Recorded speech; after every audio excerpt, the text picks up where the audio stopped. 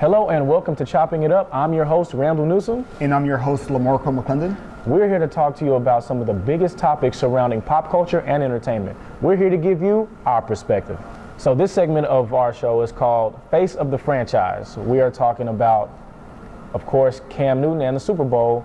Lamarco, what are your thoughts about maybe the effects of how Cam Newton has been portrayed in the media? How, do you think it's effectively portrayed, culture, in the black community or in the white community or the NFL community, maybe the corporate community? What are you thinking?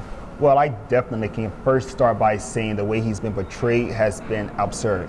I think for so many years we have been held to this idea of what the white quarterbacks have been upheld to, or the image of what it means to be a white quarterback.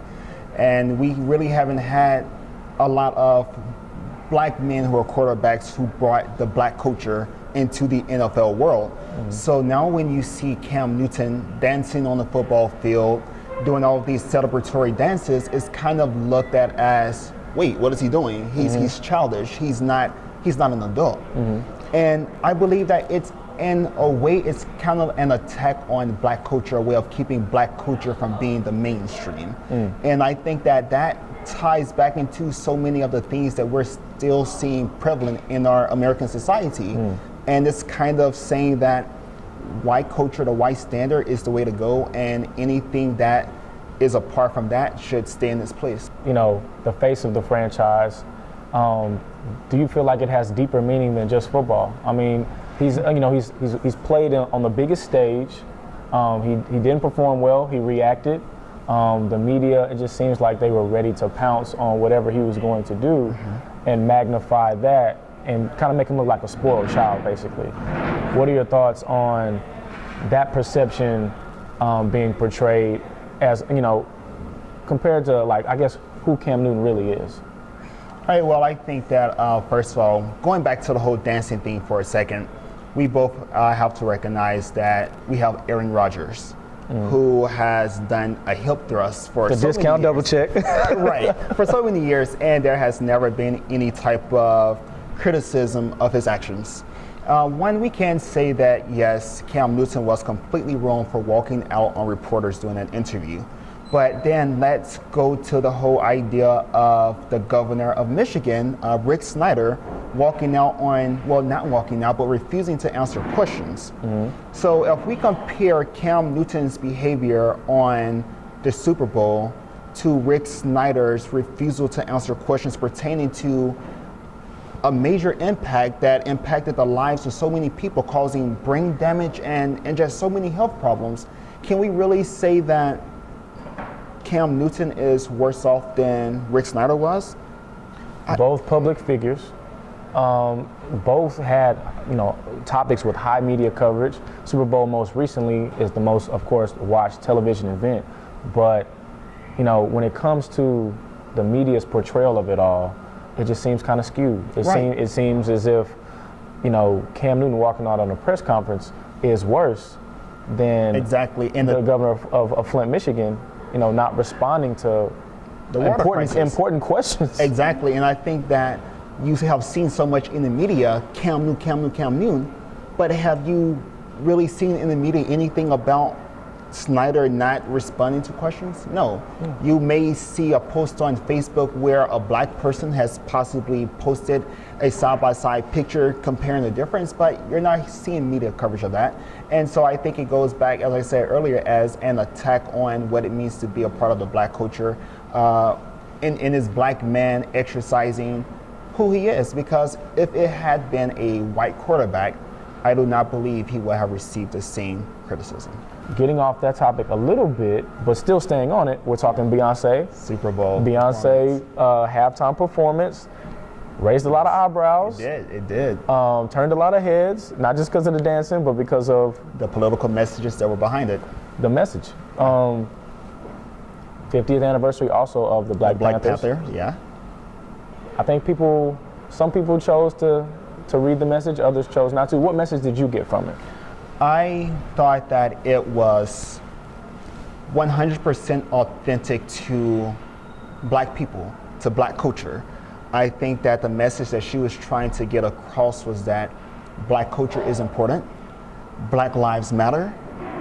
And the world Black Lives Matter. Black Lives Matter. But notice I did not say Black Lives Matter more. Okay. Black Lives Matter. And I think that so many people have tried to take from her video and from her performance that in some way she's trying to purport this notion that Black lives matter more than white lives or any other lives. But going back to what I wanted to say about her message, I think that in reference to one of the lines that I like my Negro nose of Jackson 5 nostrils. For so many years, you know, you have Black people being ridiculed for their big lips, for their nose, saying they look like animals. We have her glorifying natural hair in reference to her daughter. In the natural look. Exactly. If you actually look at all of the women in the video, they had natural froze. She even wore braids. Mm-hmm. And so I think that so much in this society, especially for Black women, you have this notion of if they have natural hair, oh, can I touch it? Mm-hmm. You know, so I think that she was glorifying what it meant to be Black. She was trying to instill a sense of Black pride. Mm-hmm. Exactly. And now some people chose not to see that. For some people, they wanted to see this idea of Beyonce trying to bring awareness to a problem that does not even exist. Right. But move on. It's in the past. But I feel like in our society today, it's being shown that that's not the case. It's not as far in the past as we would like to think. Definitely. We have, I mean, you know, the recent reports about police brutality. You know, we have young kids being killed in the street. You know, if a lot of those things were reflective on, you know, what's going on in just white society or just Black society, you know, then I can see, you know, where people would have points. But it's just like, this is a problem for all of us. Correct. You know, this isn't a problem. I think Beyonce's performance kind of enhanced, you know, Black pride in a way that people were like, oh, maybe it was inappropriate for her to do it because it's Super Bowl. Some people even say that, you know, it's keeping us apart. Mm-hmm. You know, but I think that recognizing that a movement did exist doesn't mean that you're overshadowing another. I was reading a news article where they were talking about some police officers decided to turn down the volume on the television once Beyonce started to perform. And they tried to criticize her for even having a police escort taking her into her Super Bowl performance. And I think that what people tend to miss about that is not that Beyonce is saying that police officers are bad, or not that she's saying that every single police officer is out to get Black people. Out to get Black people, right. Mm-hmm. But what she's saying is that she's recognizing that there is a culture in America of unfairly attacking Black males particularly. Mm-hmm. Her video in regards to police brutality again was symbolizing that, well, you know, the statement that was made was that Beyonce showed in her video white police officers attacking Black people for no reason. Mm-hmm. When in her video, what was actually shown was a little Black boy he had made was only 5 or 6 years old, dancing in front of a brigade of police officers. And at the end of his dance, they all raised their hands up. That should have shown unity. Yes. That shouldn't have shown. People are choosing to see that it's one-sided.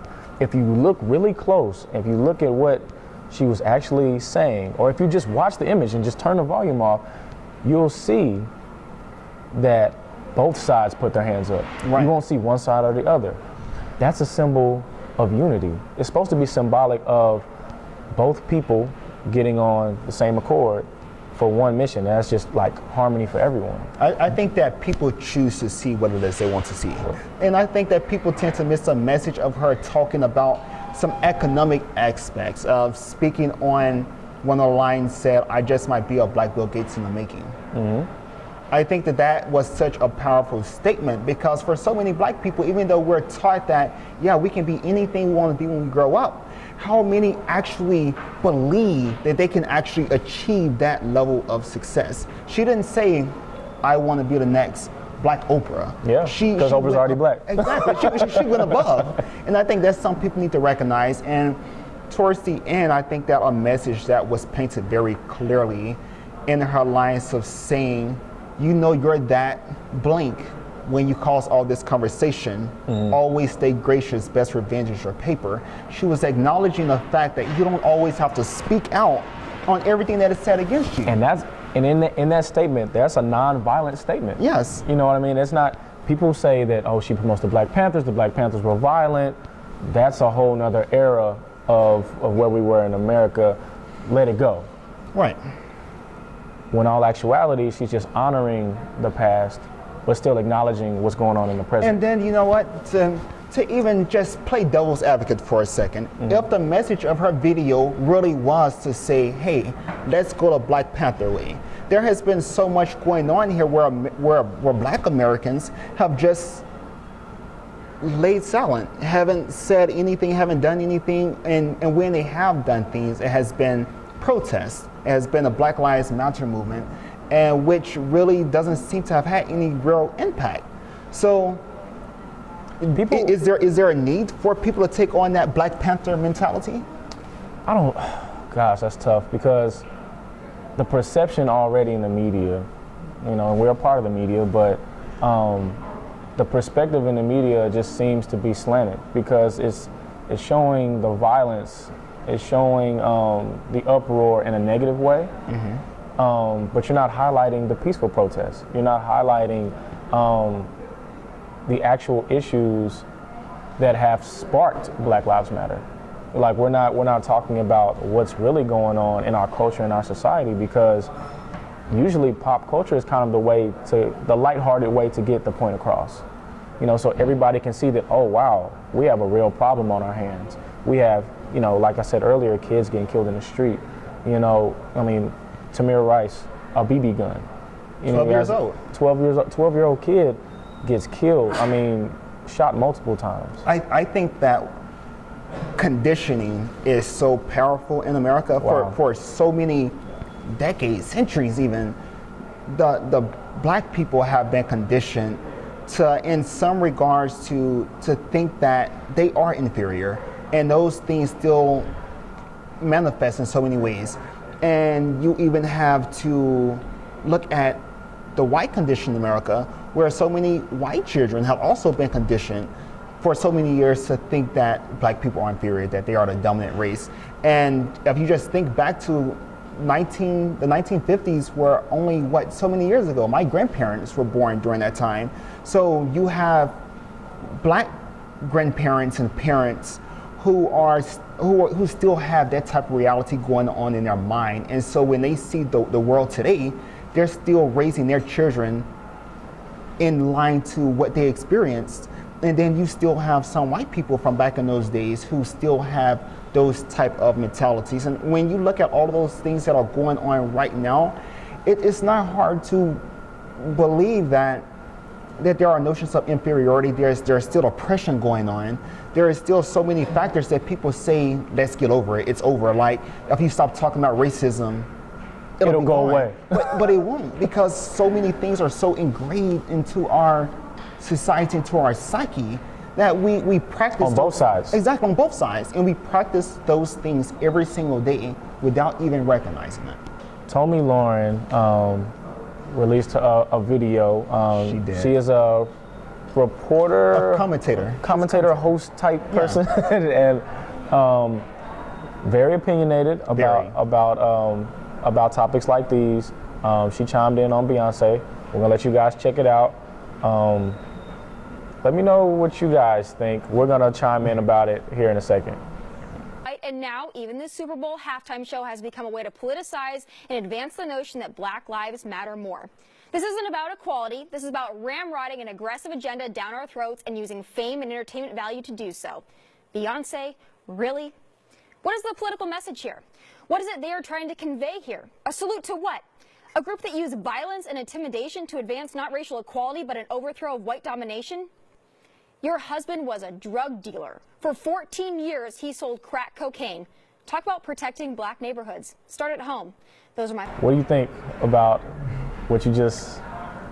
One of the things that, when I watched the videos this morning, the thing that stood out to me first was, she said Beyonce's purpose of performing at the Super Bowl was to try and give this notion that Black lives matter more. More. I heard More. that clear. And people try to blindly justify this whole Black Lives Matter movement by saying that our whole purpose of Black Power is to try and say that Overthrow.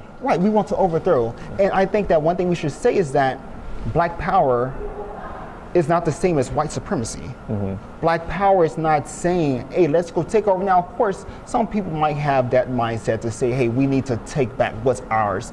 America was built on the backs of Black folks. You know, those are those mentalities, and to some regards, that is true. But going back to Tommy, she tried to discredit every single thing about Beyonce, about the performance, about what it symbolized, and she tried to boil it all down to we Black people are taking a problem that doesn't even exist and trying to magnify make it exist. Yeah. And she even went a step further by asserting that President Obama, that Al Sharpton, and that other Black leaders are doing the same thing, trying to make something out of nothing. And she even went as far as to criticize Jay-Z for what he used to do back in his teenage years. This man is now 40 plus years old, has built an entire empire in a correct way. And she highlights The drug dealer. negativity, it goes back to, as I said earlier, the image of what you think a Black person is. Most people don't even know that he was a drug dealer for a certain amount of time. Exactly. She made it a point to highlight exactly how long that was. Exactly. You had to do research. You had to be looking for a certain narrative to promote. And that's all the time we have for today. Thank you for joining us here on Chopping It Up. My name is Randall Newsom. My name is Lamarco McClendon. And we hope you guys enjoyed some of our perspective and outlook on some of these big issues. We're not trying to push anyone out of this conversation. We're trying to bring everybody into this conversation. So be sure to like, share, and comment on our video on Facebook. And until next time, we're out.